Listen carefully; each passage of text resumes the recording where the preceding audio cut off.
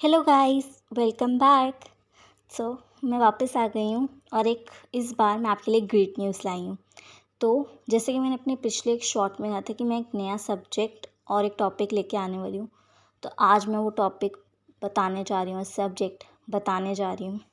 तो guys, I hope आपके लिए बहुत ही बड़ी ग्रेट न्यूज़ है और आपको ये सुन के बहुत ही अच्छा लगा होगा।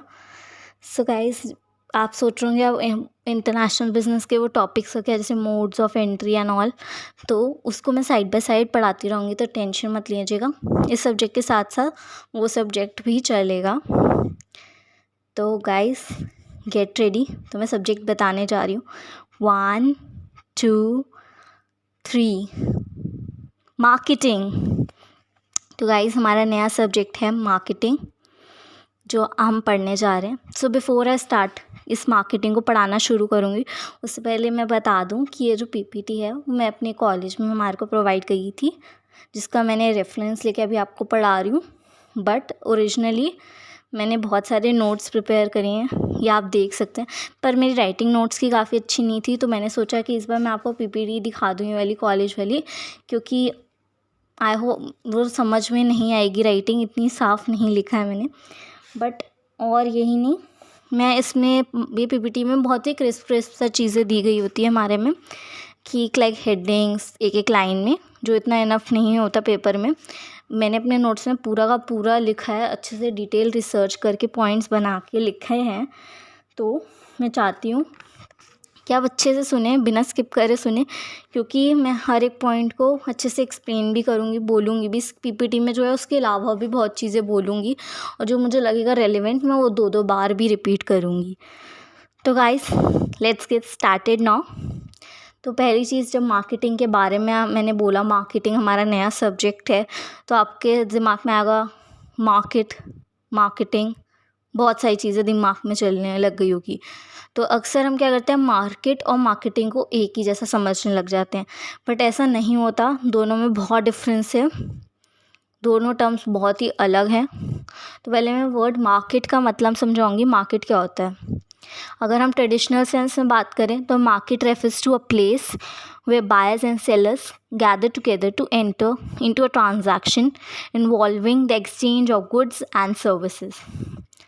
अब इसको मैं लेमैन लैंग्वेज में बोलूँ तो इसका मतलब ये है, जहाँ पे एक शॉप है, जहाँ पे हम जाके लेन देन करते हैं। जैसे मैं किसी शॉप पे गई कन्फेक्शनरी की, वहाँ पे एक सेलर होता है, मैं बायर होंगी, मैं अपना ब्रेड खरीदूँगी, इसके बदले में मैं उससे ब्रेड लूँगी और कैश दूँगी उसको बदले में, जितने की वो ब्रेड है। पर अगर इसका टर्म अब थोड़ा सा और वाइडन अप हो गया है, अब मार्केट को एक सिर्फ एक एक्सचेंज और बायर सेलर में नहीं कहते हैं, हम मार्केट को और भी तरीके से देखते हैं। जैसे कई तरीके की आजकल मार्केट होती है, जैसे प्रोडक्ट मार्केट, जैसे कॉटन हो गया, गोल्ड शेयर मार्केट हो गया, जोग्राफिक मार्केट होती है, इंटरनेशनल मार्केट या national market. Types of buyer पे भी डिपेंड करता है, वो कंज्यूमर मार्केट के लिए या इंडस्ट्रियल मार्केट के लिए। अब क्वांटिटी ऑफ गुड्स पे भी ट्रांजैक्ट होती है, उसके हिसाब से भी मार्केट डिफाइन होता है, जैसे रिटेल, होलसेलर मार्केट। तो मार्केट अब एक टर्म सिर्फ उस मीनिंग में नहीं रह गया है, अब ब्रॉडर टर्म हो गया। एक्चुअल और पोटेंशियल बायर्स ऑफ प्रोडक्ट और सर्विसेज जब साथ में आते हैं तभी उसे मार्केट कहते हैं, अदरवाइज उसे मार्केट नहीं कहेंगे। जैसे एक फैशन डिज़ाइनर है, उसने एक ड्रेस बनाई और उसने ऑफ़र करी एक्सचेंज में बहुत सारे लोगों को, तो जो जो लोग ख़रीदना चाह रहे हैं वो इसके मार्केट में आएंगे, जो उसके बदले जो उसको पैसे देंगे वो उसकी मार्केट में आएंगे। सिमिलरली हम कोई और एग्जांपल ले सकते, बाइसिकल, इलेक्ट्रिक बल्ब, शैम्पू ले लो। जब एक बायर और एक जो उसका सेलर है, एक्चुअल पोटेंशियल सेलर और बायर जब एक साथ होंगे फॉर ए प्रोडक्ट, उसे हम मार्केट कहते हैं। और मार्केटिंग अब इससे और भी अलग डिफरेंट टर्म है, इसको बहुत सारे लोग गलती से मार्केट की तरह ही कंज्यूम कर लेते हैं, पर वो मार्केट नहीं होता है, उसका डिफरेंट मीनिंग होता है। तो अब मार्केटिंग का मतलब बताती हूँ मैं। तो marketing is the aim of marketing is to identify consumer needs, convert them into ideas, product और services and deliver it to the end consumer or the user to satisfy his or her wants by making optimum use of company's resources. अब marketing का मतलब मैं layman language में बताऊँ तो इसका मतलब है, मार्केटिंग में क्या होता है, जो कंपनी होती है वो कंज्यूमर, जो हम यूज़र्स होते हैं, उसकी नीड्स को देखती है, उससे एक आइडिया डेवलप करती है कि हाँ ये हमारा प्रोडक्ट और सर्विस नया होगा जो हम कंज्यूमर को देंगे, और फिर वो उसको बनाती है, मार्केट में लेके आती है, अच्छे से रिसोर्सेज का यूज़ करके मार्केट में लेके आती है। उससे मार्केटिंग बेसिकली कहेंगे कि वो सेटिस्फाई करे हमारे लिए हमारी नीड्स को। तो वो पूरा उसके लिए बहुत रिसर्च करती है, प्रमोशन करती है, जगह जगह पे जाती है कि जहाँ जहाँ वो बिक सकता है, सब कुछ देख के तब जाके वो लॉन्च करती है प्रोडक्ट को। तो मैं इसके डिफरेंस की बात जैसे मैंने कहा था दोनों टर्म्स में डिफरेंस, आपने मीनिंग के हिसाब से तो देख ही लिया होगा कि डिफरेंस है दोनों में, तो मैं फिर भी मीनिंग आपके लिए पढ़ देती हूँ। मीनिंग मार्केट का क्या है, market is defined as an arrangement where by buyers and sellers meet each other to conclude the transaction. Where as marketing is a function that identifies human and social needs and satisfy them. अब हम next point पे पढ़ते हैं, concept difference के। तो difference हम देख रहे हैं, तो उसका सेकंड पॉइंट है concept. Market is a narrow concept where as marketing is a wider concept that includes diverse activities. जैसे मैंने अपनी डेफिनेशन को एक्सप्लेन करते हुए कहा था, marketing is a wide concept, क्योंकि देखो उसमें डाइवर्स एक्टिविटीज़ आती हैं, जैसे रिसर्च करना, प्रमोट करना प्रोडक्ट को, उसका देखना कि हम क्या प्रोडक्ट बनाएंगे, क्या ब्रांड देंगे, उसकी लेबलिंग कैसे होगी, बहुत सारी चीज़ें होती है, तब जाके वो मार्केट होता है प्रोडक्ट और मार्केट के अंदर लॉन्च होता है। तो market is a narrow concept where as marketing is a wider concept. अब तीसरे पॉइंट पे आते हैं, नीचे। तो market is a based on interaction where as marketing is a full flesh process. अब आपको मेरी डेफिनेशन से तो पता चल ही गया, जैसे मैंने कहा था ना कि मार्केट क्या होता है, जहाँ पे एक बायर होता है, सेलर होता है, लेन देन होता है, वो ख़त्म। Marketing is a full fleshed process. इसका मतलब वो पहले कंपनी कंज्यूमर की नीड्स को देखती है, फिर आइडिया लेके आती है, फिर वो आइडिया पे रिसर्च करती है, वो प्रोडक्ट लॉन्च करती है, प्रमोट करती है, उसको लेके जाती है, वहाँ पे बेचती है, वो पूरा एक लंबा प्रोसेस होता है, उसे हम मार्केटिंग करते हैं। तो गाइस ये मेरा पीपीटी में सिर्फ 3 पॉइंट्स थे, तो मैंने और भी पॉइंट्स लिखे हैं, तो गाइस आप उसको लिख लीजिए। 4th पॉइंट है consistency. Market varies by product, place, factor and many more things, whereas marketing philosophy remains the same no matter where it is applied. Market में क्या होता है, हर जगह हर तरीके से अलग अलग तरीके से वैरी करता है। जैसे यहाँ पे कुछ बिक रहा है, कहीं और पे कुछ और बिक रहा होगा, कहीं और पे कुछ और। तो मार्केटिंग में बिक तो सब कुछ ही रहा है, मतलब पर सबकी एक ही चीज़ दिमाग में होगी, वो पहले कंज्यूमर की नीड को देखेगा, फिर उसका आइडिया डेवलप होगा, फिर वो मार्केट में लॉन्च होगा। ऐसे नहीं कि सेलर ने मन किया हमारे पास ये प्रोडक्ट है चलो बेच देते हैं, ऐसे नहीं होगा। फैसिलिटेट्स, तो मार्केट में ये 5th पॉइंट है, फैसिलिटेट्स मार्केट में trade between parties, whereas as marketing में link between consumer and company. अब मैंने जैसे मार्केट में बोला था, फैसिलिटेट्स में ट्रेड बिटवीन पार्टीज, एक बायर होगा और एक सेलर होगा, लेन देन होगा, इसलिए फैसिलिटेट्स ट्रेड बिटवीन 2 पार्टीज हो गया, बिटवीन द पार्टीज हो गया। वेयर एज मार्केटिंग में link between customer and company, मैंने बताया था कंपनी पहले हमारी कस्टमर की नीड देखेगी कि हमें किस चीज़ की नीड है, क्या वांट है हमारी, उस हिसाब से अपने प्रोडक्ट या सर्विस को लॉन्च करेगी, उसे हम मार्केटिंग कहेंगे। अब गाइस पर हम देखते हैं कई बार आप लोग मार्केटिंग और सेलिंग को भी एक टर्म यूज़ कर लेते हैं। I would say it's completely wrong. दोनों में बहुत डिफरेंस है, दोनों में अंतर है।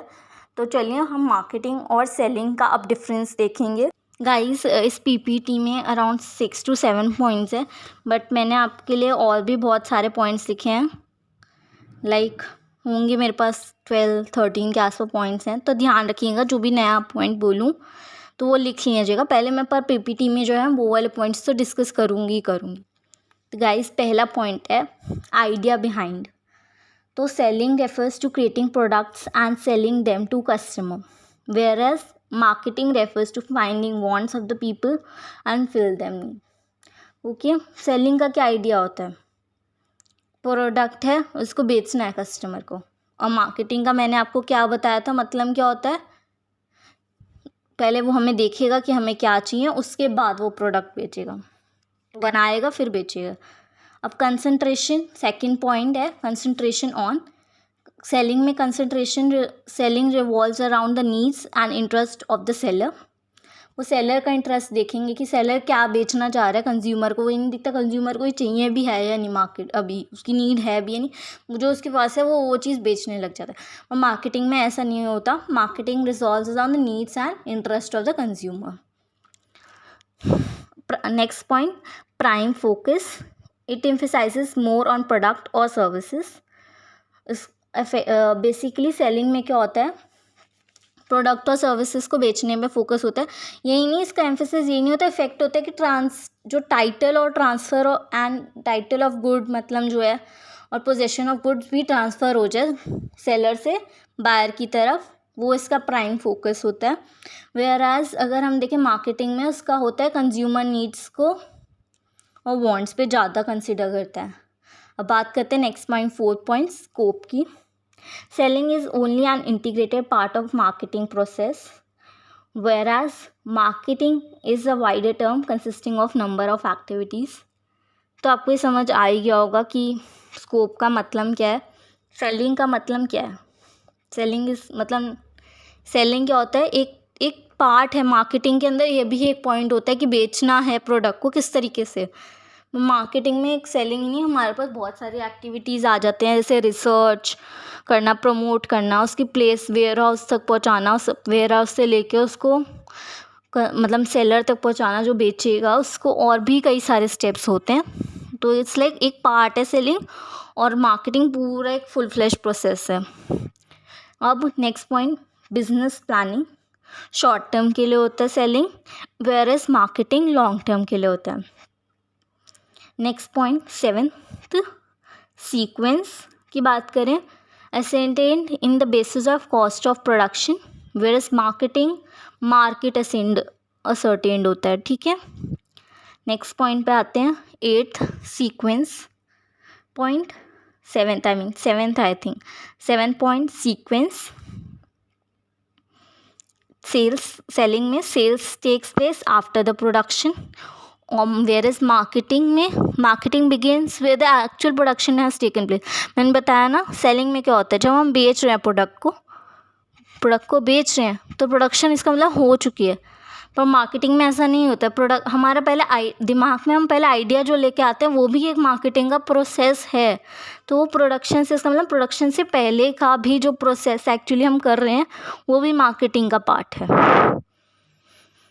अब नेक्स्ट पॉइंट पे आते हैं, type of strategy. In selling में होता है push strategy, whereas as marketing में होता है pull strategy. Okay guys, next point जो है 10th पॉइंट आई थिंक, और 9th point, if I am right, 9th point.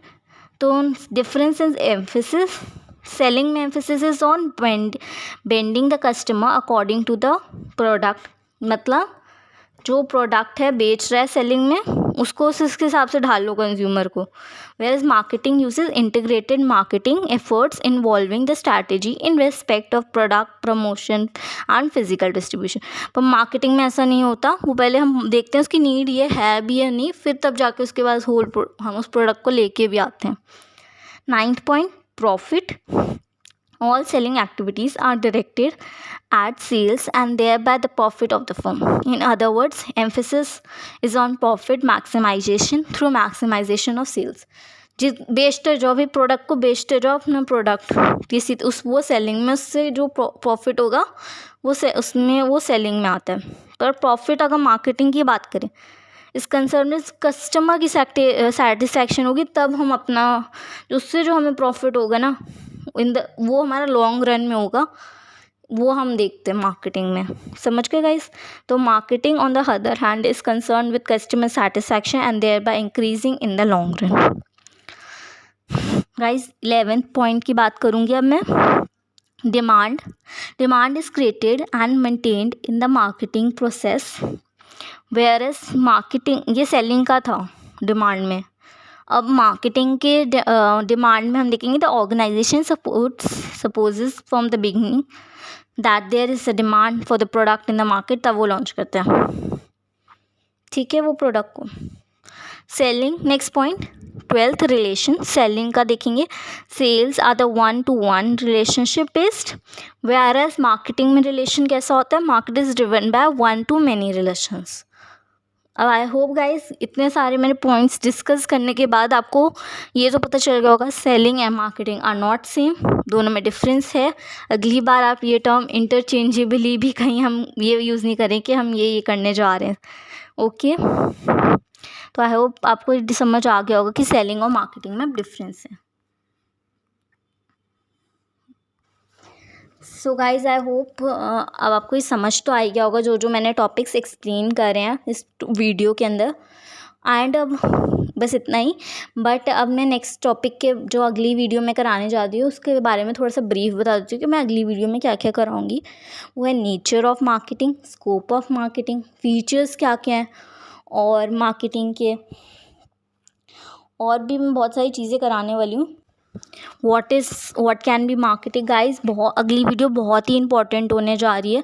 So guys करके भी मिस मत करिएगा इस अगली वीडियो को, क्योंकि मैं बहुत सारी चीज़ें और भी डिस्कस करूँगी जो बहुत ही मेन रहती है मार्केटिंग एज अ टॉपिक जब हम पढ़ते हैं। सो गाइज़ अगर आपको मेरी वीडियो अच्छी लगी हो और समझ आई हो तो प्लीज़ उसे लाइक कर दीजिएगा और कमेंट करिएगा अगर कोई भी डाउट हो, और यही नहीं आपको वीडियो कैसी लगी वो भी कमेंट करके बताइएगा। और अगर आपको कुछ और भी कॉन्सेप्ट ऐसा लगता है जो मार्केटिंग में आपको समझना है तो वो भी मुझे लिख के बताइएगा, मैं वो भी करवाऊँगी एक्सप्लेन, अगर मैं कर सकती हूँ, मुझे अच्छे से आता होगा तो मैं पक्का आपकी 100% हेल्प करने की कोशिश करूँगी। So guys please like share and subscribe to my YouTube channel and as well as comment ज़रूर करिएगा, क्योंकि ये मेरे लिए एक्ट एज अ मोटिवेशन करता है। अगर मैं आपको ये वीडियो अच्छी लगती है, आपके लाइक एक लाइक भी मेरे लिए मोटिवेशन की तरह एक्ट करते हैं। So please guys do subscribe कर लीजिएगा, क्योंकि अगर आप सब्सक्राइब करेंगे तो आपको अगली वीडियो के बारे में जल्दी पता चलेगा जब मैं लेके आऊँगी। Thank you guys and bye bye.